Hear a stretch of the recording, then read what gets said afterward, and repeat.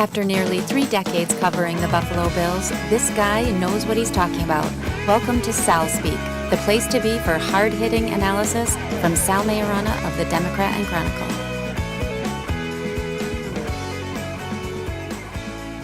Hi, everybody, and welcome to SalSpeak. I am Sal Maiorana, and I am joined today by Leo Roth on a Wednesday. Normally we're here on Thursday, but the Bills' schedule, because of Christmas, is all pushed up a day. So we are live today. Leo, Bills are still alive in this playoff chase, which is absolutely ridiculous to even be talking about. The latest computer simulation, I think, is they have a 1% chance of getting in. About 10 different things have to happen for the Bills to be in it. But at least we're in week 16, and they still are breathing. So that's a good thing. And actually, I just broke it down before we came down here. And they could still remain alive, Leo, if they beat Miami, if Baltimore loses to Pittsburgh, and either Tennessee or Houston lose. One or the other loses. Believe it or not, that's all it would take to make them still alive and relevant in Week 17. Yeah. Probably might not happen, but they are still alive. Which leads to something that we want to get into right away, and that's the future of Rex Ryan, of course. And I kind of talked about this last week after they won last week's game. You finished 9-7. You beat Miami, a team in the thick of the playoff race. Right. It would rank as a quality victory. Their first one of the year, by the way. They finished with a 3-game win streak. I don't know, how are you supposed to let this guy go? Yeah, I'm confused by the whole thing. I was over in Buffalo on Tuesday, and obviously a lot of discussion, more questions directed at Rex about his job security and his future. Claims he hasn't heard anything. But I made this case to the other writers who were there, because they're all adamant that this is going to happen, that he's going to get fired. And I keep saying, look, if he finishes on a 3-game win streak, which is very possible. Miami is a 9-5 team, but they're a beatable, especially in Buffalo. That's a beatable team, Leo. Absolutely. And then you go to the Jets, who are absolutely comatose, and they can't wait for the year to be over. Like you said, how do you fire a guy who closes on a 3-game winning streak and is 9-7, which would be only the 3rd time in the 17-year playoff drought where they had a winning record? Why would the Bills consider this? Do you have an explanation? No, and if it does happen, the funny thing would be that the 2 other guys that went 9-7 both quit. Both quit. And now Rex is not quitting. Yeah. He might have to be dragged out of there, with his brother right, pulling grabbing onto doorknobs, maybe. I really hope it doesn't happen. We were in the office before we came on air here. We were talking about the Bills and all the things they do so well. Number 1 in running. They do well. They're 8th in points scored, 14th in points scored. Offense. We know defensively, they haven't been good against the run, but they're good against the pass. Again, I think they do well in the area of points allowed. The good special teams, both sides. Yeah. This is not a breakdown. There's lots of things they do well. You have to be better on 3rd down, both sides of the ball. They have to pass the ball better. Obviously, we've talked about it ad nauseum. They got to do these things. Now, if there's some things you got to fix, you go and try and fix them. But to start over from scratch, especially if what I'm hearing with the promotion of Anthony Lynn, really, please. Yeah. What has Anthony Lynn done? No. And one of the issues with this offense is he's the guy that's been in charge of the offense. I don't know if you're getting anywhere with that. Listen, I truly believe when the year ends, and regardless of what the record is, they're going to have Rex is going to at least, I think, get the privilege, courtesy, whatever you want to call it, of sitting down with the owner. I think, Leo, and something's going to come out of that whole meeting. Yeah, I think so too. And like what Rex says, and I give Rex credit, he's standing up to the heat really well. The guy lived in New York for 6 years, so he knows how to handle this. This is nothing for him. But he's doing his job. He's doing what he's hired to do, and he's preparing his football team. And like I said last week, I give him credit for having that team ready to play. I fully expect him to be ready to play this game as well. I'm getting mixed signals when I go over there. Some people are adamant that this is going to happen. He's going to get fired. And other people, they're getting the sense that, maybe the Bagulas, some people have said right out that there has been no decision made. Some guys are reporting, some of the national guys, Adam Schefter last week for ESPN reported that Rex already knows he's going to get fired. Now, other people Right. have said, you know what? There has not been a decision made inside that organization. So who knows who you should believe? I think Schefter is getting a lot of his information from Rex's agent, Jimmy Sexton. So I tend to think that, maybe, Sexton would have the inside edge on this. Because let's face it, Schefter gets all of his information really from the agents. From agents. So I don't know if it already has been decided, but to me, like you said, if they get this guy a quarterback, which has been the problem his whole career, 6 years in New York, now 2 years in Buffalo, he's never had a competent quarterback. I think that's what they got to do. So if you're going to hit the reset button at quarterback, which I think they're going to do. I think they're going to pass on Tyrod Taylor.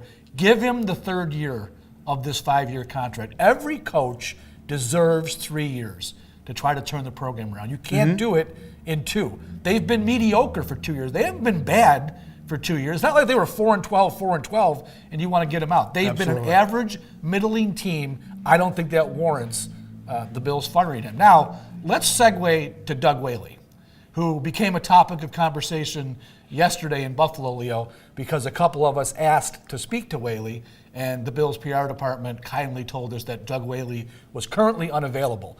Well, Doug Whaley is unavailable all year long, except for his radio show on Friday mornings, which he gets paid for on WGR. I'm watching Rex up at the podium yesterday, again, answering every one of our silly questions about his job security. Where's Doug Whaley in this whole thing? And he lets the silence, crickets, nothing. Yeah, to refuse interviews takes this thing to a new level. It's unprofessional, number one, and it's also wimpy. It's also cowardly. I'm going to tell you, I'm not a fan of Doug Whaley. People can sense that. The man's been here 7 years. He's had his hand on the button for a lot of decisions, and I'm going to tell you, his body of work doesn't really justify him staying around. If the Pagulas are really paying attention, they need to go examine who they've left in charge of their football operations here. And this is not a guy that has a great reputation in the league or a great resume with his work in Buffalo. So why roll ahead? Why roll a coach's head? I'm going to tell you what, if Whaley and Rex have some issues, and I think the issues are with Whaley, right? You got 2 employees here. Tell them to sit down and work this out, because it's bigger than both of them. It's bigger than Doug Whaley, that's for sure. It was the same thing with Doug Marrone. I mean, he did not get along with Doug Marrone, and Marrone ended up quitting. Marrone had a nice a golden parachute to take, and he took it. He took it. He did not think he could work with Doug Whaley. It's been tough to report that story because Whaley won't talk about it, and Marrone has never spoken anything about his departure. But we're all assessing the situation. It was pretty clear that those 2 guys did not get along. Well, now Whaley apparently can't get along with Rex Ryan. Right. So to me, I see a trend here. I see a guy who's an egomaniac who, for whatever reason, can't get along with his head coach. Now you're going to give this guy an opportunity to be part of a third head coaching search? I don't get it. Third in his 4 years officially as GM. That's a lot. That's a lot. And most guys don't get that opportunity. For the NFL, that's unprecedented, I would say. So listen. I hope it gets the Pagulas. I mean, and I've written that lots on the Pagulas as well. I think everyone in Western New York obviously appreciates that they bought both of the hockey and professional major league franchises locally in Rochester. They've kept the Yammers here. Right. They appreciate the help in the rejuvenation of the region. At some point, though, they're going to find out what being a professional sports owners are about. They can be either 2 ways. They can be the kind that just want to look at their teams as investments that aren't going to lose money. They're only going to make money. We all know that. Or they can really show a desire to win and to give the people what they want, give the fans what they want. Otherwise, it's just a bunch of marketing, smoke and mirrors, and most astute fans. Fans love going to the games. They love their relationships with their friends and their family and the traditions, but they know what's going on. They're not stupid, but I think they just, and I feel so bad for the fans because I think these owners just prey on the fans' loyalty, and they don't give them a winning product. Yep. All right, let's get to a few of the comments here today. You've seen me with my head down trying to figure this out because it wasn't working real good. But we are back up online here. And I'll go to Pete Cornwell, who says the likelihood of beating a team with a winning record really, really slim. Well, he makes a good point, Leo. Last week after they beat the Browns, I put up a number in my report card of their 7 wins now. Take the Patriots game out because it was Jacoby Brissett, and they would have lost that game if Tom Brady had played. So take that out of the mix, and their 12-2 record. The record of the other 6 teams the Bills have beaten, 17, 65, and 2. They have no quality wins on their schedule. Rex Ryan really, in the 2 years he's been here, you could count 1 quality win. That was last year against Houston. That was the only team that they beat last year that ended up in the playoffs. And then this year it would be the Patriots, the only team they would beat that's a playoff team. So Pete makes a good point. They're 7-7, and it's a really weak 7 wins. So how good are they? Can they beat a 95 Miami team? I like the Bengals win for the Bills. That's a good win, but that team was really in decline. Yes, and they showed that Cincinnati's in regression. The flip side is, Miami. It's a good question, a good point. But Miami's 9-5, and they haven't beaten anyone either. They've beaten Pittsburgh. They beat Pittsburgh at home. That's their quality win, and they're 8-1 in their last 9, and they're on a nice roll here. And this, this is what you have to do. You got to beat who they lay in front of you. That's right. But they feasted on that good old NFC West, just like the Bills, where a lot of the Bills' victories are, and they've been taking care of business. But that team started when the schedule was tougher in the beginning of there. That team was 1-4. They were 1-4, going nowhere. But it kind of shows you what you got to do. The Bills, if they had taken care of a little, they needed to. They needed to beat Oakland. That was a big, and we had talked about it before that. That was a big one. The Oakland-Pittsburgh games are the killers. Yeah, those are the. Well, let's put it this way. Those are the ones they needed to win at that particular time. You had to beat those teams. The killer losses for this team, Leo. Well, the Jets. The Jets game and this Miami game. Yeah. Down there, the first game when you're up 17-6 in the third quarter, you can't lose that game. And so what's the difference with Miami? They've swept the Jets. They've already beaten the Bills. Yep. That's the difference. They're 9-5, and the Bills are 7-7. Hey, but the Bills got these. Don't we always talk about this? I know it doesn't. I know the Bills' playoff chances are slim, but here, this is the scenario. December. Well, of course, the weather's not going to be brutal. I don't think it's going to be a brutal weather situation. No, I don't think so. But Miami's still on the road. It's still going to be, it's still going to be chilly. Hey, whenever Miami comes up here in December, I never have any faith that the Dolphins are going to win. So I think the Bills are going to win this game. I really do. Yeah, and they got the backup quarterback playing as well. Yeah. So come on. I mean, this is a good spot for the Buffalo. It's a good spot for Rex. He's going to go out in a blaze of glory, whatever he's doing here. I know. All right, a couple comments here. Robert Lamonaco just wants to say Rex is a loser. The Jets told you when they fired him. Okay. Stephen Bergman says, I still say no one is going to get fired. I'm leaning that way, Leo. I can't be positive. The wind is blowing in both directions on this. I'm going to stay on the side of I think there's going to be status quo for another year. Steve Krause says, if the Bills fire Rex, do they get a reputation of being bad owners? Who would want to coach where you only get 2 years? It's a great point. This is a great point, worth talking about right now. Leo, other coaches that go out and are in that mix for being hired, if they've got a choice of where to go, well, first of all, no one wants to come to Buffalo. Let's face it. It's the Siberia of the NFL. But the other thing that would factor in is you look at the ownership group, and really you're going to fire Rex Ryan. Let's assume they go 9-7. He'll be 1 or 2 games over 500 for his 2 years here. Only got 2 years and you're going to fire him? That does look bad to me on the ownership side. If you're a coach coming in here looking at this situation, that's not a good look for the Pagulas. Yeah. Well, they don't want to, the inside of that comment is that they don't want to come and coach under Doug Whaley. Obviously, the guy's a coach killer. Yeah. The Pagulas are kind of looking like they don't know what they're doing. Yeah. That's probably a given. But, and the problem is that they're putting the trust into Doug Whaley, who really doesn't have the credentials to earn that. He hasn't earned that kind of trust. He has not proven that he knows exactly what he's doing in that situation. So you make a great point. You want to clean it and say, well, that's why. Who are they going to give it to? It ain't going to be. It's going to be Anthony Lynn. It's not going to. They're not going to bring a guy from the outside. I know. And make it even worse.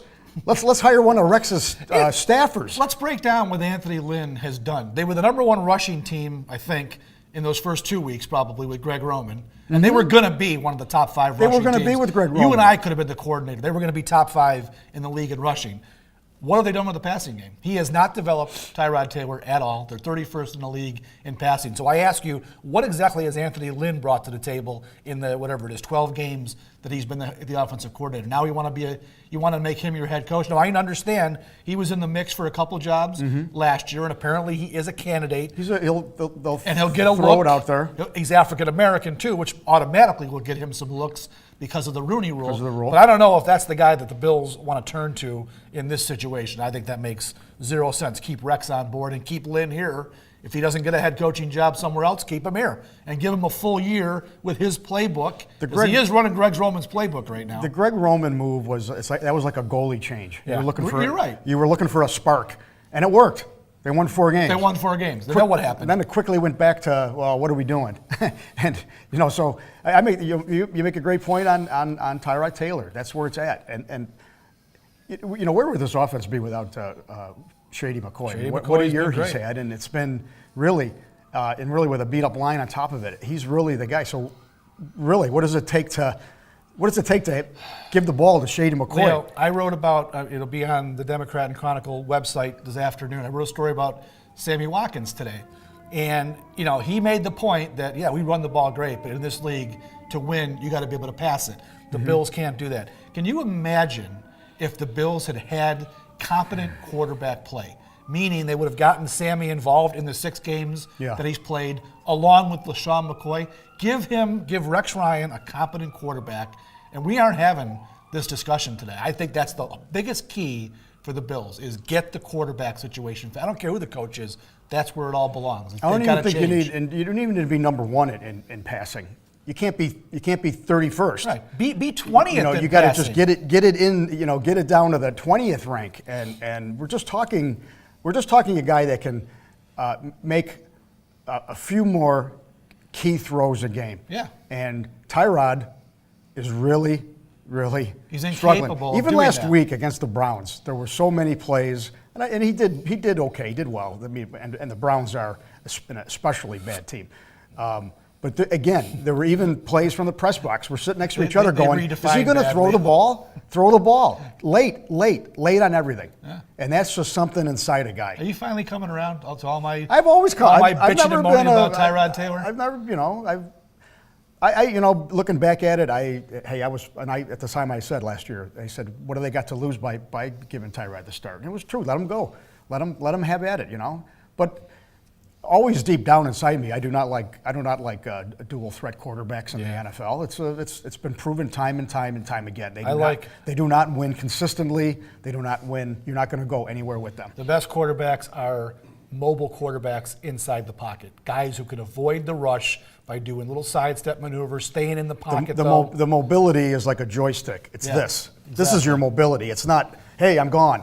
It looks great for a couple plays, and then you punt. Yep, that doesn't work. All right, a couple more questions here because we've got a lot today. And Chris Miller apparently agrees with me. Give Rex a competent quarterback, find a competent D coordinator, and Bills roll into the playoffs. Tyrod is awful. Well, the second part of that won't happen because Rex is the defensive coordinator. Whether, Dennis Thurman has that title and Rob Ryan has whatever title he has, assistant head coach, but Rex is the defensive coordinator. So you're going to have to live with his defense if he continues on. But he makes the point, Tyrod Taylor is part of the problem. Pete Cornwell offers up Jeff Fisher as an alternative. I would say, Pete, do not mention Jeff Fisher's name again to me. Pete, you're one of the worst head coaches in NFL history. Pete, don't start drinking this soon in the day. I know. Wait till Christmas Eve before you dip into the eggnog. No Jeff Fisher here, please. Let's see. Pete Cornwell also wanted to say they're not in the hunt, only mathematically live. He's right. They are not in the hunt. There is no hunt. They're mathematically 1% chance of making the playoffs. All right, let's move on to the game. We've answered a bunch of questions here. Let's talk about the game briefly because, again, nothing happens in this playoff race unless they win. They have to win their game first and then get help. I just ran some numbers on Jay Ajayi, who killed the Bills in the first game. 214 yards, career high. You realize, Leo, he had a 3-game stretch where he had 204, 214, and 111. Since then, what's he done lately? 6 games since then, he's averaged 60 yards a game. So people are starting to figure him out, and I think in this game, the Bills understand what they did wrong the first time. A bunch of guys, including Rex, said yesterday the problem in the first game, Ajayi would go out to the edge, The Bills over-pursued every single time, and he then cut back up the took it middle. back in. And he absolutely killed them. There were 28 carries, 11 of them, Leo, 9 yards or more. That's an epic bad day for your defense. So I think the Bills have got that figured out. I don't think Ajayi will do anything close to that. And now in this game, they've got Matt Moore to deal with, not Ryan Tannehill. Matt Moore had a great game last week, his first start in 5 years. He killed the Jets for 4 touchdowns. But up here, it'll probably be windy. I think the Bills will have a good chance of slowing down Matt Moore. I think the Bills are going to win this game, Leo. I think they're going to win too, for the reasons you state as well. And defensively, obviously they have a chance to figure them out as well. And they didn't do all that badly in the first game. Another thing I didn't mention, they didn't have McCoy the first game. He played 2 quarters, got hurt, 11 yards, I think. So they didn't have him the whole game either. And we are sensing out of Tyrod Taylor, in the way he's been talking these last couple of weeks, he knows he knows that this is it for him as well. Yeah. And I know, it's just in the way he's speaking and answering questions and being more, he's not this sullen. It seems like somebody got to him about as far as coaching some of his body language. Oh, I think that definitely, because our buddy Vic Carucci talked to his agent, and he told him, he said, hey, your client is not doing himself any favors. No. And the very next press conference, he was very effusive. He's a bad look, very bad look. Now he's talking and explaining and being he's got to put a better face on. Yeah, absolutely, right? because you feed off this. Everyone feeds off that, and all the sound bites, all the clicks, all the social media. So he's got to understand that stuff. And my point being is that Tyrod's focused to play, and he's not going to get. How many games have we seen Tyrod? Geez, he's the king of the fourth quarter. Yeah. I think he's going to start from the beginning here. Let's clarify that. He's king of the fourth quarter in garbage time. In garbage time. When they need him to be big in the fourth quarter, he hasn't been. King of the garbage hill. Yeah, he has not been a guy who can bring the Bills back in the fourth quarter. And I know you're worried, and I know the Bills are really worried about Mario Williams, so they got a special plan to stop him. Yeah, I'm sure they're real concerned about Mario, who that's, on his conference call yesterday said that's cynicism, he basically misses nothing about Buffalo. So I'm sure he'll get a warm greeting. And Mario, nobody misses anything about you. I can tell you that. It's just I never seen a guy who came here with such fanfare and made his $100 million and left, and people just says, was he even here? Did it even happen? In fairness to Mario, and I can't stand him. He was one of my least favorite Bills. To me, he got into the Bruce Smith territory. Bruce is all warm and fuzzy these days, but when he was a player, Leo, and I think you felt the same way. No, I had a little different feel. Well, maybe you did, but I had no love lost for Bruce Smith, and Mario Williams was in that same category. Bruce just had a no. He was just a. Well, I knew him. I knew him well. I just think he was a phony. Yeah. But Mario Williams did have a pretty good first 3 years in Buffalo. He did. He had double-digit sacks all 3 of those years. It was when Rex came that he just didn't buy into the defense. He totally tanked it, and he left on very bad terms. So I wouldn't say it was a total waste for Mario Williams to be here and for the Bills. They didn't get to the playoffs with him, and it cost him a lot of money, but he wasn't a total stiff until last year. So I'll at least give him that. Yeah, well, there you go. Now he's turned into a stiff in Miami, though. They benched him halfway through the year. Must be Christmas week. You're I'm all happy. You're a Mario guy now. No, he's got 1.5 sacks. No, because he hasn't played much for them. They kind of caught on that he's kind of going through the motions. Yeah, they caught on that this is the kind of guy that. Hey, I don't care if a guy's. You know what? Again, if he buys into what Rex is doing in Rex's first year, and he gives half an effort, maybe there's 1 or 2 wins in there for him, and then it's. Rex is in a whole different place. I mean, if you're just quitting on your team, so unprofessional. I'll tell you what, he was such a bad actor. Who else is seemingly falling into that trap? At least it looks like it on the surface. Is Jerry Hughes? Jerry Hughes. The last half of this season. And there was this incident that allegedly happened with him and Rob Ryan, and he only played 40% of the snaps against Pittsburgh. Jerry Hughes is a guy who I think is getting into that Mario territory where he's not real happy in this defense. And I'm not saying he's tanking the season because he is a pretty good effort guy. You could tell last year Mario was not giving full effort. Yeah. I think Hughes most of the time gives full effort, but I think he's the guy that there's problems there. Hughes' production has dropped. No question about it. I think he got a sack this week. Was his first one in like 8 games, I think he had 1 in 8 games coming in. And Rex's explanation that he was trying to rotate 3 guys at that spot was pretty lame. Yeah. When you have a guy like Jerry Hughes, he needs to be on the field all the time. That's just a given. Agree. And so yes, there is some problems there. Now, was it with Rob Ryan? Again, work it out. I'm tired of all this stuff, guys. These are a bunch of babies here. Come on, really, it's like grammar work school. it out. It's professional football. This guy can't get along with that guy. This guy doesn't like the D. Just play. I'm telling you here. And now, and Rex's D, I mean, it's so funny. What is Jerry Hughes going to say? Boy, I don't really like Rex's defense. Lorenzo Alexander is going to the Pro Bowl. He's got 11.5 sacks. A guy that's, are you kidding me? So here's a guy that's just flourished in it. And he's doing the same job that Jerry Hughes is doing. Edge rusher, right? Same job. Yes. Yeah, I don't get that I don't either. want to, all this stuff about, wow, I don't like this scheme. I don't like this system. It's football, guys. Don't ever, when an athlete ever says that, people out there, don't buy into it. Yeah. It's football. You go out there, you play, you beat your guy in front of you. It all comes down to that. I agree. All right, we're going to wrap it up, folks. Again, game is on Saturday this week, Christmas Eve. The NFL doesn't like to play a full slate on a Sunday if it falls on Christmas. Although there are 2 games on Sunday, so 4 groups of sports writers will get screwed and have to work on Christmas Day. I guess we're fortunate then. We are, and we're home. I guess we'll take that. Oh, I didn't have to travel. We got plenty of stories on all about me coming home from Christmas Eve. Yes, yeah. I know. One time I went from Cincinnati I flew to Atlanta, and then to New York, and then back in just to be home Christmas morning. One time I spent Christmas Eve stuck in Indianapolis. Didn't get home till Christmas morning. Yeah. So, and then my kids were young then. I know people are out there. They actually believed in Santa Claus. They couldn't figure out why I wasn't there. It was kind of a bummer. But that won't happen this year. We're home for Christmas Eve, and that's a good thing. So if you're out there at the game, enjoy it. I would expect there's going to be about 25,000 empty seats because the game doesn't mean a whole lot. But whoever shows up, but they might. Like last week, they got a good Bills victory to watch. So maybe that'll happen again. This one would certainly mean something. If the Bills can win, they could keep themselves somehow alive in the playoff race. Okay, for Leo Roth, I am Sal Maiorana. If you want to watch the replay of this, it's going to be on the Democrat and Chronicles website all day. Listen to the podcast. Go to iTunes, type in SalSpeak, and you get all my podcasts throughout the Buffalo Bills season. All right, everyone have a great day, and well, Merry Christmas. And Merry Christmas.